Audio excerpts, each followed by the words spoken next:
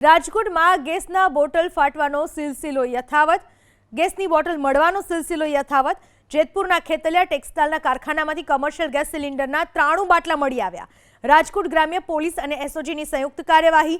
કારખાનામાંથી 69 ભરેલા બાટલા જ્યારે 24 અલગ કંપનીના ખાલી બાટલા મળી આવ્યા.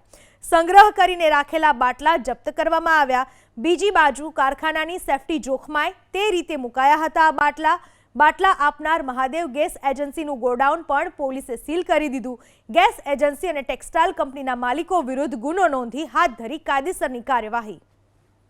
રાજકોટ ગ્રામ્ય પોલીસ અને એસઓજીની સંયુક્ત કાર્યવાહી.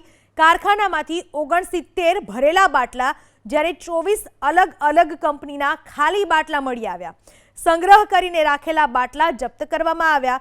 બીજી બાજુ કારખાનાની સેફટી જોખમાય તે રીતે મુકાયા હતા.